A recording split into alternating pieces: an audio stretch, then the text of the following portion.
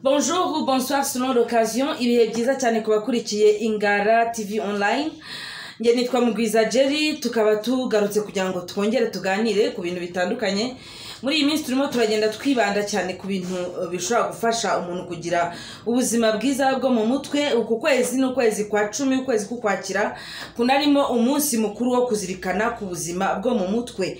Akaba ari ikintu gikomeye cyane kuko mu mutwe w'umuntu niho kahamufasha gutera imbere, niho hamufasha kugera ku bintu bitandukanye, ni naho kandi ashobora kumusubiza inyuma igihe cyose ibyo yakoze byose bigahinduka imfabusa igihe yaba adafite ubuzima bwiza bwo mu mutwe. Byose rero ni mu bwonko, byose ni mu mutwe, ari ugusaza ni mu mutwe, ari ukuba muto ni mu mutwe, ari ugukira ni mu mutwe. Ikintu cyose ibintu byose no kugenda bura bintu byose dukora tubikoresha mu mutwe. Mwese rero ndabifuriza kugira mu mutwe hazima, ndabifuriza kugira ubuzima bwiza buzira umuze bwo mu mutwe.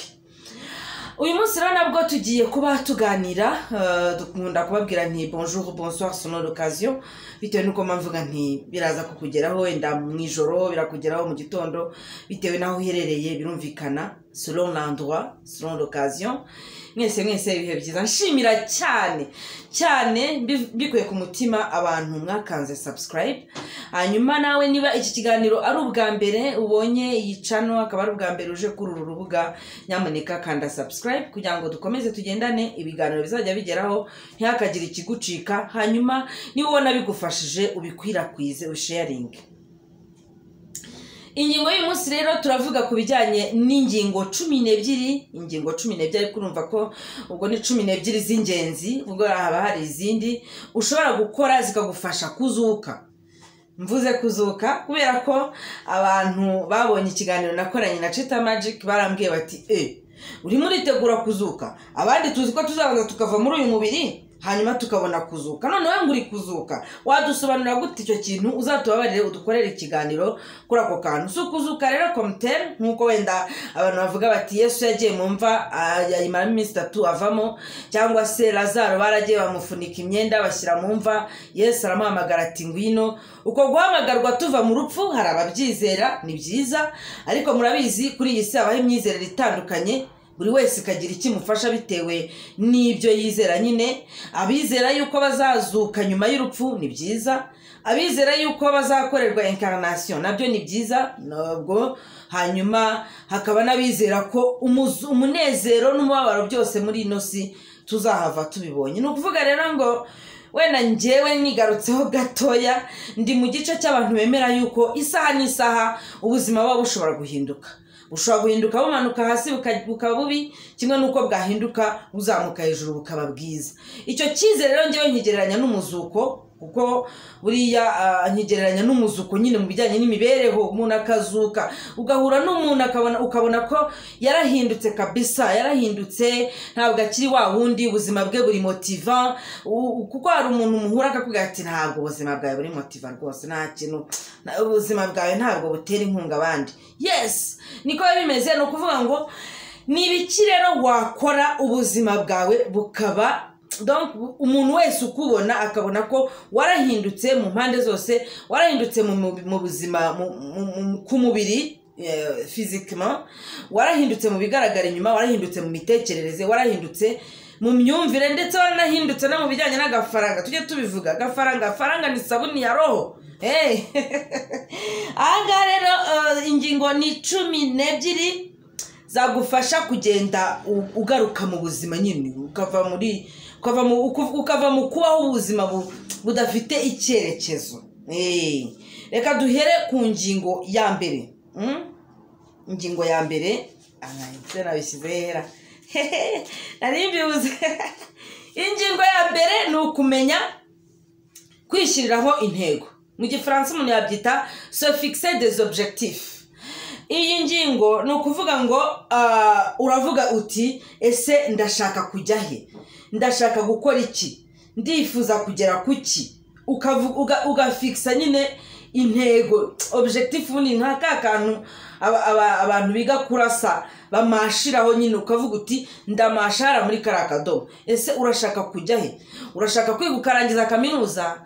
Urashaka gushaka kubaka urugo ugakora ubukwe bwiza? urashaka kubaka inzu, urashaka kugura isambu, ese urashaka guhinga ubusitani, ese urashaka kuva mu gukorera abandi ukajya kwikorera, ni nk'ibyo ngibyo. Se fixer des objectifs niyo ngingo ya mbere. Iya kabiri rero ni ukuvuga ngo ni ugushyiraho umurongo w'ibikorwa, établir un plan d'action.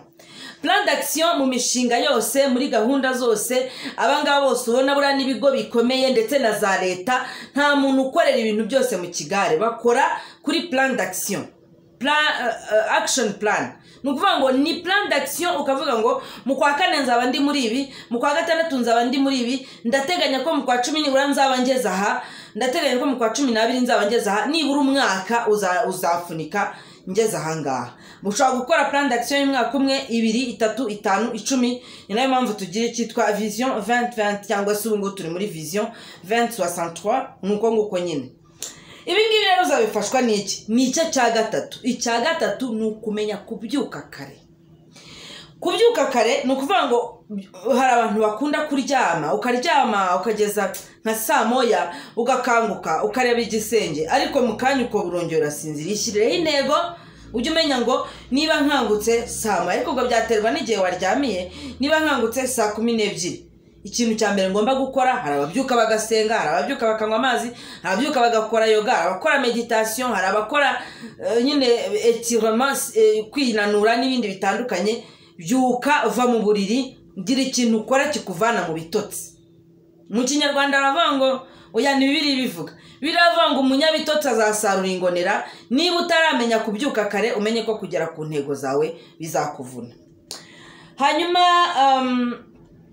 ikindi rero, icya kane nicyo kigezeho, rester motivé en toutes circonstances. Ni ukuvuga ngo ibintu biduca intege biba bihari, ntabwo byabura, nta n'igihe bizanashira, ariko igihe cyose ugomba kuba uri motive. Motive ni ukuvuga ngo ni ugushaka muri wowe cyangwa se mu bigukikije, mu bo mugendana, ni ugushaka ibintu bigutera inkunga.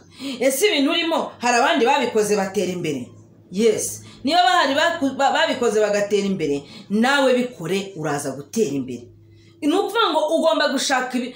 Niba hari abantu babikoze bagahomba, sibyo? Abo si ugomba gushyiraho amaso yawe yahange ku bantu babashije kwiteza imbere banyujije mu bintu urimo gukora. Urwo ni urugero mbahaye. Hanyuma icya gatanu, accroître la confiance en soi. Ni ukuvuga ngo ukeneye kuzamura icyizere wigirira. Niba uri mugufi, niba uri muremure, niba uri munini, niba unanutse, niba ubyibushye, niba mbese twa tuntu très zitandukanye zikuriho, sibyo? Ni ukuvuga ngo nta kintu na kimwe cyakagombye gutuma witakariza icyizere. Ese uzi kuvuga, uri eloquent, nuko nguko nyine ukavuga. Ibyo ngibyo bigomba kukuba, ugomba kubyifashisha bikaguhereza icyizere wifitiye.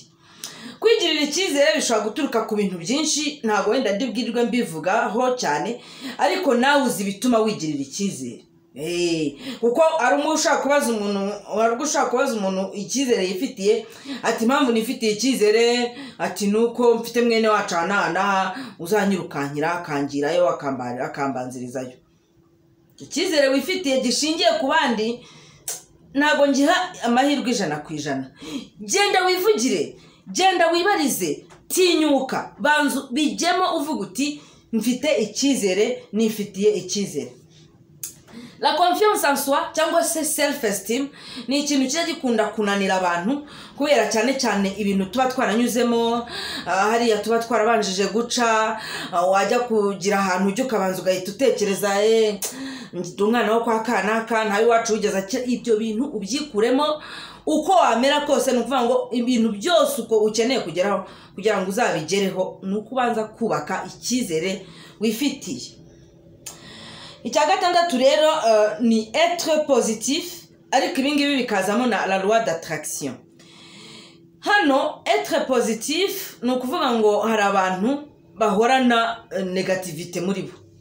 Bamwe nabo mugendana, bamwe nabo muganira, bamwe ni babandi n'ubundi ubugenda ugisha inama akakubwira ati mva biriya bintu bireke rwose, biriya bintu bivemo, biriya bintu ntabwo rwose, biriya bintu biranagusebya.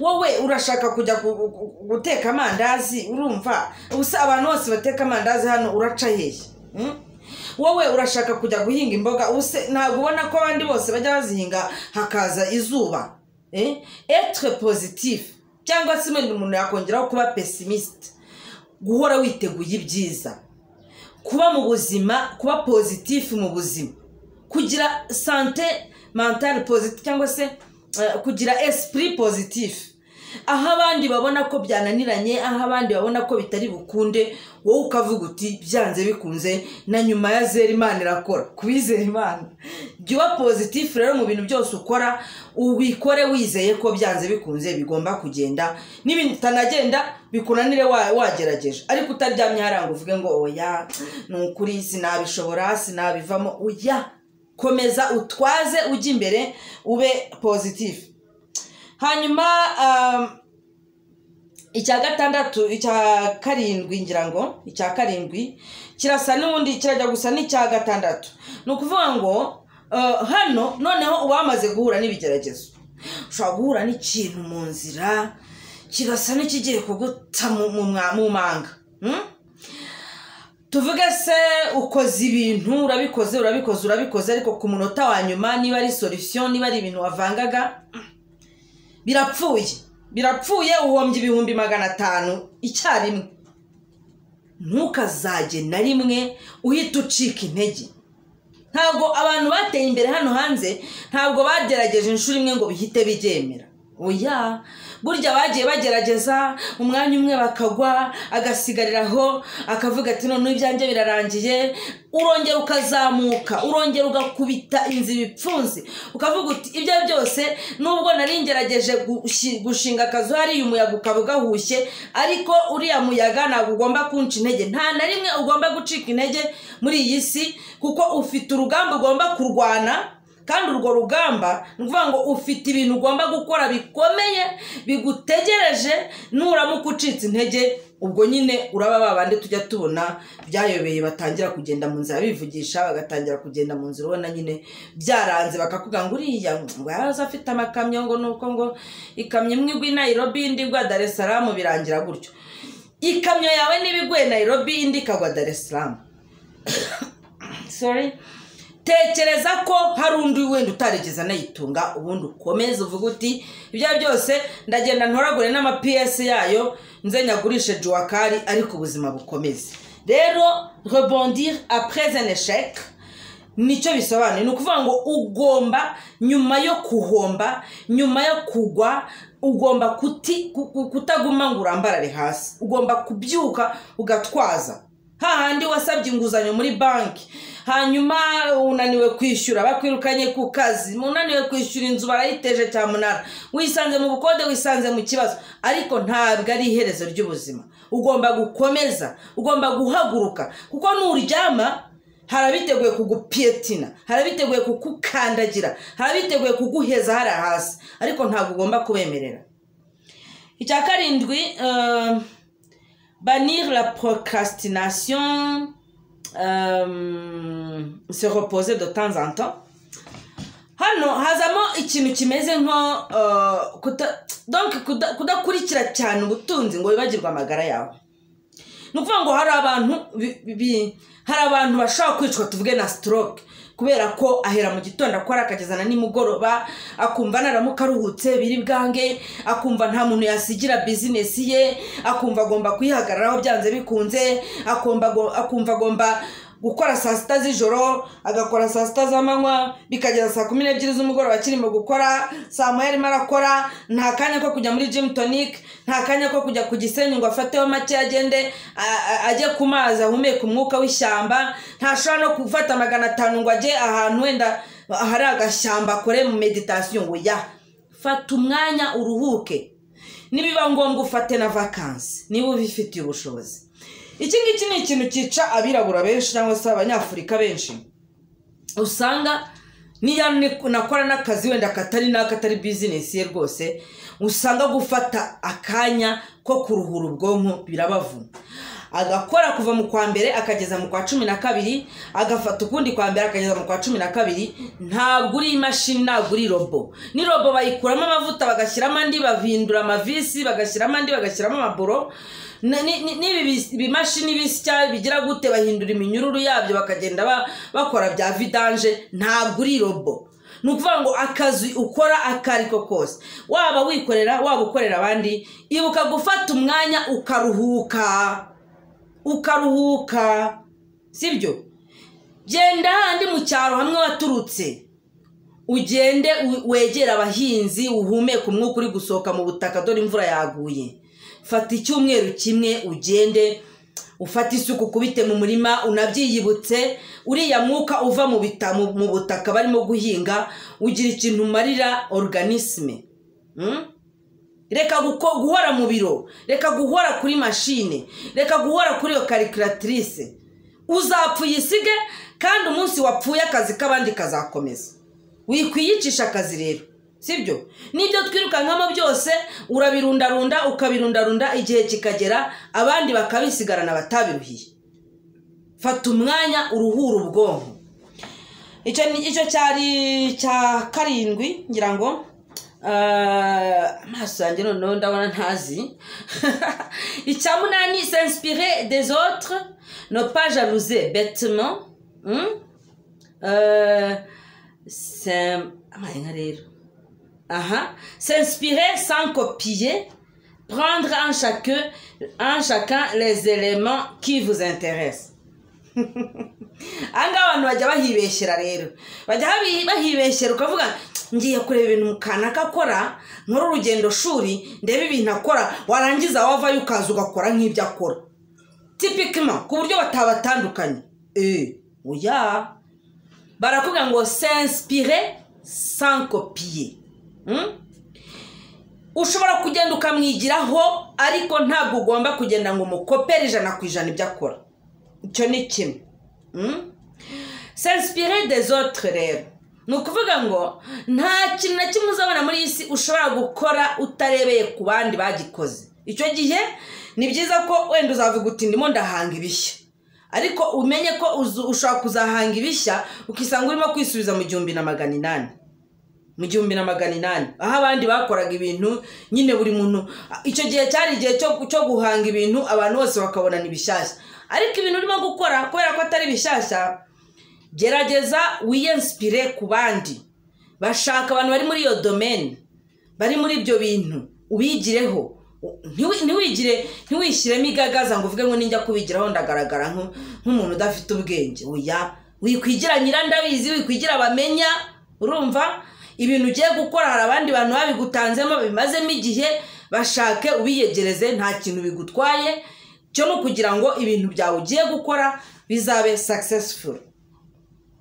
Hano rero barakubwira ngo niba umaze kwinspira ku bandi s'inspirer des autres sibyo prendre en chacun les éléments qui vous intéressent nuvuga ngo niba ugiye kwinspira ku bandi fata umwe urebe ibyo akora bikunejeje ubyibikeho ufate nundi nawe ukureho umukureho icyo wakwibikaho nundi bizakuremamo umuntu sibyo ujya kumera nk'aba bandi ariko ufite umwihariko we sinzi niba ngamunyumva nukuvuga ngo niba usanze umuntu kanaka akora nk'ibyo ukora ariko mu bintu byose akora ni inyangamugayo ako gatwara undi nawe wamugeraho ugasanga mu bintu byose akora yubahiriza igihe nako gatwara undi nawe wamugeraho ugasanga mu bintu byose akora byose anoza ibintu nako ko kunoza imikorere gatwara hanyuma numara kuturundanya twose utwo dukarite twose wagiye ubigiraho ugenda udukoreshe mu byawe urebe ukuntu utera imbere. Itacyenda rero bien s'entourer s'entourer de personnes qui vous tiennent vers le haut. Bien s'entourer ni ugushaka inshuti kugira abantu nyine bagukikiza. Niba umuntu umuziho ko ari umunywi w'ibiyobyabwenge ukaba umuziho ko ari umunywi wa wundi unywazi zigatinyana kuki wamugira inshuti yawe? Uri umugore ufite urugo rwawe, ufite gahunda yawe, ariko ugasanga ibintu byawe buri gihe uhorana n'abantu bari bizarre. Itonde, menya abantu mugendana. Ese abantu mugenderana ni abantu bagize icyo bageraho? Kuko buriya murambabarira abantu tugendana nabo batugiraho ingaruka nka 80%. Buriya ubwonko bw'umuntu, imitekerereze y'umuntu ni nka eponge rero uyifashe ukayinika mu mazi meza, inywa y'amazi meza ikayajyana. Ariko uyifashe ukayishyira mu mazi mabi n'ubundi nayo irayanywa. Ni ukuvuga ngo wowe wakagombye kubana n'abantu bafite imico myiza, bafite icyo bita indangagaciro, bafite imitekerereze isobanutse, abantu batari babandi b'amanyamazimwe, abantu batagira ubwikunde, abantu batagira ubwibone no kwishyira hejuru. Abo nibo ukwiriye kuba wiyegereza. Bien s'entourer, cyangwa se s'entourer des personnes, des bonnes personnes. Icya cumi na kimwe kiravuga ngo soigner ses blessures. Soigner ses blessures. Hari ibintu waranyuzemo, hari ubuzima waraciyemo, hari abantu baba baragukomerekeje, hari ingorane runaka waragiye unyuramo. Kugira ngo ubashe gutera imbere, kugira ngo ubashe gukomeza no gutwaza, kugira ngo ubashe kuzamuka mu rwego, ibyo bintu ugomba kubyibagirwa. Sinzi niba nakubwira no kwibabarira, kuko mu by'ukuri se pardonner soi-même. Mu by'ukuri hari biba byarakubayeho kubera wowe ubwawe, impamvu zawe bwite, imyitwarire wagize yagiye guteza ibintu, donc ukabona ibintu birimo biraza ari ingaruka z'imyitwarire yawe. Wikomeza kwishinja, wikomeza kwitwara nkaho ukiri muri bya bibazo, wikomeza kwitwara nkaho bikigutsikamiye, ahubwo uva mu butsinzwi winjire mu butsinzi.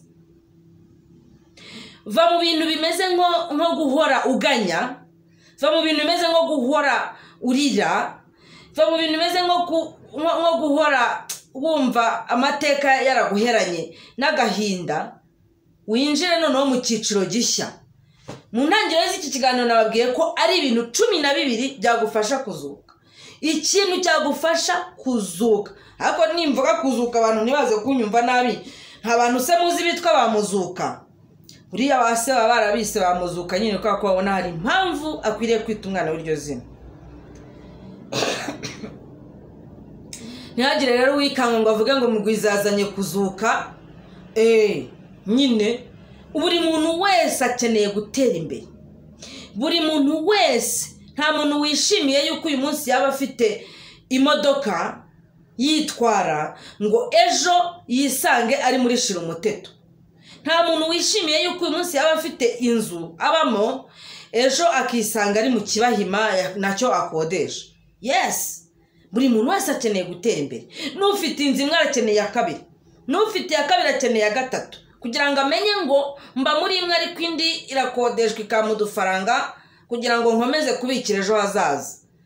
Ibyo nabyo nyine tuzabigarukaho, ni ibintu byo kubaho muri future ukirengagiza le moment présent, ari byo bikunda kubuza abantu umunezero.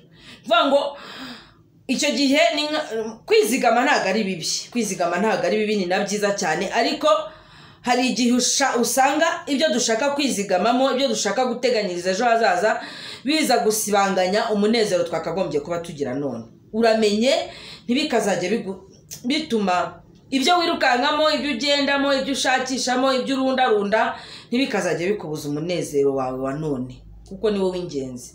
Nezerwa none hanyuma n'ibyejo. Umunyarwanda yavuze ngo ibyejo bibara abejo. Icya 11 rero twari turi ku cya 10, soigner ses blessures. Icya 11 kiravuga ngo ne jamais se reposer sur ses lauriers. Laurier ubundi ni kimwe mu birungo tunakoresha by the way, ariko laurier ni byerekeza ku mashami y'imizeti, ngira ngo bajyaga bakuronde abajyaga bambika abatlete kera mu gihe cy'ubwami bw'abaroma. Le laurier ni umuntu yavuga ko ari ubwoko bw'amapeti, ariko nanone ni ibihembo kwa ikamba. Ni ukuvuga ngo ibintu umaze gukora, ibintu umaze guteramo imbere, ibintu umaze kugeraho ntibikakubere impamvu yo guhagarara. Ne jamais se reposer sur ses lauriers. Ni ukuvuga ngo hano umuntu yabigereranya n'iki? Ni ukuvuga ngo tuvuge wenda wari wihaye intego yo kubaka, wari wihaye intego yo kugira uruganda, wari wihaye intego yo kugira production, gufurunisa no mujyi, kubaha ibintu bitandukanye, kujya mu maduka bashyira. None igihe kirageze ubonye uvanyemo imodoka ya mbere, uvanyemo ya kabiri, donc urabona arantu maze kugera. Noneho warangiza kubigeraho ibyo ngibyo, wajya ugereranya naho wavuye ugahita ugereka akaguru ku kandi, ugakuraza amaboko ukavuga uti I am the boss. Je suis le patron. Nta makuru ufite. Abakozi bawe ugomba gukomeza kubagenzura, amafaranga yawe ugomba gukomeza kugenzura konti muri banki ukuntu zirimo kwiyongera cyangwa se ukuntu bimeze. Noneho ikirenze kuri ibyo ngibyo, uko bigenda byiyongera, uko production igenda izamuka, niko impôt tax, ibintu by'imisoro niko bigenda bizamuka. Noneho numara kugera kuri niveau runaka ukabiryamaho, se reposer sur ses lauriers, ugatangira kubiryamaho, bizarangira bitangiye kongera kumanuka, bikore chute. Kubera iki? Kubera ko ntabwo wabashije gukurikirana ngo umenye za laurier zawe ese zirimo zirabyara izindi, ese izi laurier noneho zirimo ziratunga n'abandi bantu, ese birimo biramultiplier, ese abantu none abakozi bari kwiyongera, ese abakozi bari kwiyongera bafite ubuzima bwiza, ese nta yindi produit washyiramo, ese ibintu nk'ibyo ngibyo. Uvuga ngo ne jamais se reposer sur ses lauriers. Ni ukuvuga ngo ibyo ugezeho, ibyo umaze gushyikira, wibiryamaho cyangwa se byiguha gutentebuka ngo wumve ko wabirangije. Ikintu cya 12 rero, ikintu cya 12 mu bizagufasha kuba umuntu mushya, pensez à être heureux ici et maintenant. Pensez à être heureux ici et maintenant. Ni bya bindi mu kana navugaga. Être heureux ici et maintenant, ni ukuvuga ngo ni kunezerwa cyangwa se kugira nyine ibyishimo, umunezero wa nyawo ukawugira uyu munsi kandi nona. Uyu munsi kandi nona. Ahangaha kandi nona. Ici et maintenant. Abantu benshi bakunda tuvuge nk'ubu washatse umutungo, ubyara abana, umaze kubyara abana, none igihe kikagera umwana akaba yakubwira ati papa wanguriye inkweto ko hari abana twigana nabonanye inkweto. Kwete mbwa wacana. Je namva imbere. Ntabwo uziko nje nambaye inkweto nziguriye. Njyewe nambaye inkweto nziguriye sha. Ntuzanesha. Urumva usubiye muri pase. Ni hahandi uzapfa abana bawe bagatangira kwigabanya imodoka zawe, bagahita bakwira no mujyi wa Kigali bajya ngo bumve umunyenga wo mu modoka, ntibababazwe nuko wapfuye, ahubwo bishimire ko wapfuye kuko ubabishije utari bwongeye kubabuza kujya mu modoka babwira ngo essence yarahenze. Baho ubuzima bwa none, ryoherwa n'ubuzima bwa none, wituma ejo hashize hawe hakwangiriza ibyishimo.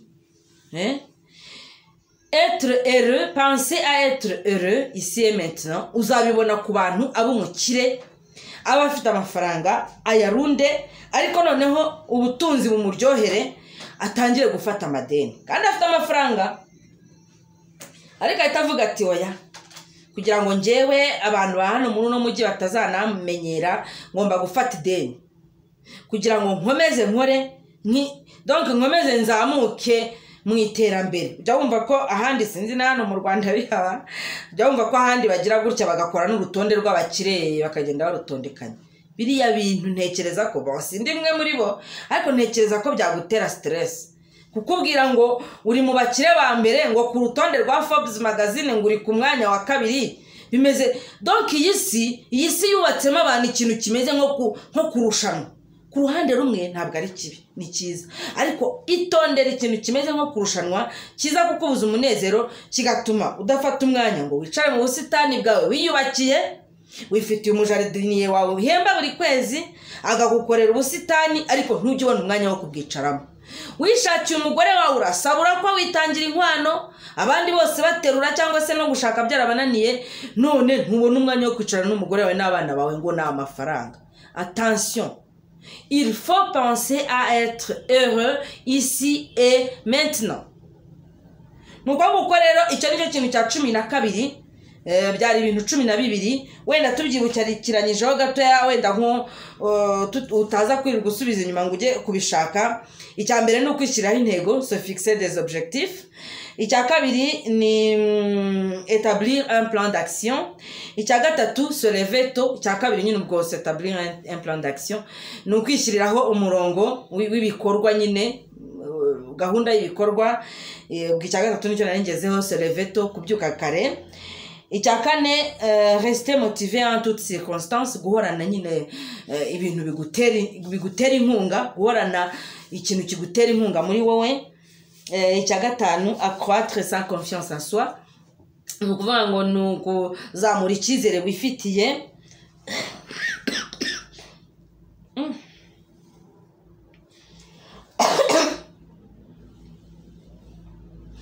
Karamenetse. Icya gatandatu, être positif, ndumva ahubwo biri kumwe, accroître sa confiance en soi na être positif. Ahangaha habamo loi d'attraction, tuzabasobanurira ukwayo, ni ikintu kimwe. Donc kuba positif, kubaho wirinda ibintu bituma bikubwira ngo ntibishoboka, ntibizakunda, ntabwo byavamo, wewe ubiretse n'abandi babigiyemo barahombye. Icya gatandatu rero nyine nicyo twari tugezeho, rétablir, rebondir après un échec. Ni ukuvuga ngo igihe cyose mu Kinyarwanda bavuga ngo uko aguye siko ameneka. Niba hari n'akagusitaje, sitara wongera ubyuka uhaguruke uvuga uti ibyo byose kubaho, kongera kubaho nibwo butwari. Icya karindwi, bannir la procrastination et se reposer de temps en temps. Kwirinda ibintu bihora bigustressa, bikugendaho, hanyuma ahubwo ukimika, kugerageza kujya uruhuka gake rimwe na rimwe, ufata umwanya ukajya uruhuka rimwe mu gihembwe se, rimwe mu mezi 6 se, 2 mu mwaka cyangwa se 3 mu mwaka. Ikiruhuko ni ngombwa mu buzima. Hanyuma icya 8 twabonye ko ari ukwigira ku bandi ariko utabigana, ahubwo ugerageza guhanga ibishya unyuriye mu kubigiraho. Icya 9 tubonye ko ari ugushaka inshuti, bien s'entourer. Icya 10 nicyo soigner ses blessures, kugerageza kwivura ibikomere by'ahashize. Hanyuma icya 11, ne jamais se reposer sur ses lauriers, kwirinda kunyurwa amanuma, niko nabyita, kubona hari utuntu umaze kugeraho ugatangira kumva bihagije, ugatangira kuryama ukavuga uti ndabishoje, narabirangije. Hari abo bita ngo barenze uruhombero, ukavuga uti narenze uruhombero. Burya ushobora kugira ngo warenze uruhombero ugashiduka umanutse uri muri fosse mu cyobo hasi, simbikwifurije. Icya 12 rero aricyo cya nyuma, ni uburyo bwo kubaho kunezezwa n'ibya none. Donc pensez à être heureux ici et maintenant. Gerageza kubaho ubuzima buryohe, nta mpamvu yo gutekereza cyane ku bya kera ngo uvuga ngo aho wavuye hari habi, cyangwa se ngo utangire utekereze se ejo nzamera nte. Uya, niba hari ikintu Imana yamaze kugwamo mu gishaka, bari uburyo Imana yaguhaye, yego si mbwe nyine ngo ujye kureposa sur tes lauriers, ariko nanone ntabwo ugomba kubaho uhora muri panique, birahombye, biragiye, nintakora gutya na gutya. Donc ubuzima ubutware easy. Take it easy. Reka nkubwire ngo ngushimire cyane kuba wahisemo gukurikira Ingara TV online. Ingara TV online, tugushimire cyane. Dushimira cyane abakanze subscribe kuri iyi channel, dushimira kandi mwese mugenda munabikwirakwiza. Harabo nzaha igikombe maze kubona bagenda basharinga, ni byiza cyane. Hanyuma nshimire cyane Cecile, izere ko umunsi tongera kubinyishyuza. Ndagushimiye, wakoze kubana nanjye nyine hanyuma ntaribagirwa akantu dufite ka project shower ku cyumweru nibwo nzakorana inama ya mbere n'abafatanyabikorwa dufatanyije nyine kugira ngo turebe ikintu tugomba gushyiramo imbaraga kurusha ibindi. Niba ari ibibazo bigera muri bitatu maze guhura nabyo, icya mbere ni icy'abantu bakeneye. Nk'ubu ngubu mfite umubyeyi arwaye umwijima, ariko muri uko kurwara umwijima abaganga bamubwiye ko ukiri muri stade yo hasi ku buryo rwose yavurwa agakira. Iyo ukoresheje rero ubuvuzi bwa naturopathy bitaragera ku rwego rwo kubagwa, abashobora gukira mu buryo bworoshye kandi bidahenze. Uwo ni umwe. Hakaba hari n'undi mu papa umwe nawe wamugaye, amaze igihe kinini yaramugaye, we yanabinsabye kera cyane, ahubwo abinsaba nkiri hahandi, ariko ndamubwira nta bushobozi. Uwo nawe ndamuzirikana, ashobora no kuba nkurikiye. Hanyuma abandi bo ni na benshi, ni abakobwa babyariye iwabo. Abakobwa babyariye iwabo bafite abana ariko batarimo kubona ubushobozi bwo gusa iwabo, bakabwira bati genda waguteye ndazakurihira. Narwanye no kugira ngo wige primaire uyirangize, none wagiye mu byo kubyara. Narwanye no kugira ngo wige secondaire utararangiza na tronco mujya kubyara. Ibyo birakureba. Bakananirwa kurangiza niyo secondaire, akavuga ati uwanyigisha n'umwuga. Abo ngabo nabo barahari, ku buryo ubona bisaba ko ugenda umuganiriza gake gake, ukabona anytime ashobora no kugwa muri cya kibazo cyo kuvuga ngo agiye kwicuruza kandi bitari ngombwa, kandi turi kumwe hano nk'abanyarwanda dushobora kumufasha. Ni ibintu bijyanye n'imitekerereze. Abandi bo birandenza sinahita mbibakoreza, n'abantu usanga abafite nk'urugo, abafite umugabo, ariko ibyaba ari induru, bahora mu nduru, ariko ugasanga ni imfubyi, ntagira se ntagira nyina, nta n'ahantu yakwahukanira. Donc agahama hamwe akahebera urwaje, akaba nyirandarwemeye, ku buryo ubona ari wa muntu projet iramutse ikuze, ari wa muntu ushobora gufata ukaba wanamwakira nkanga wenda turi, ukavuga uti dushobora kumwakira iminsi 2 igihe ataragera ku nzego zibishinzwe, akabanza akanashira impumu. Ariko iyo ni projet ndende, ntahita mbakoreza none ahangaha gusa, nabyo ndabifite, kuko ubusanga ari ibibazo pe. Uganira n'umuntu akakubwira ibibazo afite, akakubwira ukuntu ahangayitse, akakubwira ukuntu ajya arara mu gihuru, ukavuga uti uyu nguyu kugira ngo arare mu gihuru, aba ari ahantu umuntu ashobora gushyira ahantu icumbi, aba bantu babasha kujya bacumbikamo. Ariko nabyo ni birebire, byasaba na gahunda ndende no kubyumvikanaho na leta. Birumvikana kuko ntabwo ari ibintu wapfa gukora gutyo gusa, ukabona na assurance ihagije no ku. Hanyuma ibindi byo biri vague, imitekerereze y'abakobwa itandukanye n'abagore, usanga bamaze gutangira kuzinukwa gushinga ingo. Abasore nabo nuko. Ntabwo nzi ikintu tuzakora, ariko turacyari kumwe, wenda buke bizagenda bikemuka. Mwakoze cyane rero. Ingara TV online niyo twari turi kumwe ho, mbabwira ngo mukande subscribe, mukande share, mukore live, muduhe na commentaire, mutubwire uko ibi biganiro mubibona. Kubashaka ibirungo, kuko niko kazi dukora, nako ntabwo twagombye kukirengagiza. Ibirungo ni Kacyiru, iruhande rwa gare niho tugikorera. Ariko wanaduhamagara kuri 0788 35 06 ni numero iri kuri WhatsApp. Ushobora no kunyandikiraho. Babakobwa mu gikeneye guca imyeyo n'abagore mushaka ko abanyarwandakazi, turahari. Numva mu kiganiro kizakurikira iki ngiki nzababwira amakosa bamwe barimo gukora mu bijyanye no guca imyeyo, ugasanga n'abakosa nyine nta kosa ridakosoka, ariko byaba byiza uyirinze. Ayo ngaho tuzayakomozaho mu kandi ka video kazakurikira kangaka. Ndongera mbashimire abari hano mu Rwanda, abari muri Kigali, abari mu ntara zitandukanye, abari mu bihugu duturanye, abari mu bihugu bya Afurika, abari hakurya y'inyanja, nabo mwese ndabakunda cyane kandi namwe murankunda. Hari promesse naringiye ntabahaye, nari nkoze amakosa. Buriya turimo gukoresha telefone, nta buryo bwa kamera dufite. abantu baduteye inkunga ariko iyo nkunga ntabwo yigeze ibasha kutugurira kamera, udufaranga turacyari dukeya, usibye ko nawe buriya wadutera inkunga kuri iyo nimero mbahaye ya 0788 35066667, iyo ni nimero waduteraho inkunga.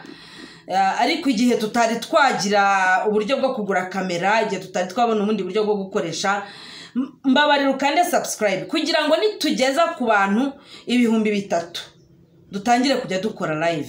Biremewe ku bantu 1,000, ariko njye natekereje ko byaba byiza dutangiye gupanga live. Nzajya mbamenyesha kuri Facebook, mbamenyeshe kuri WhatsApp ko hari ikiganiro, mbabwire n'isaha, noneho tuze kuhahurira.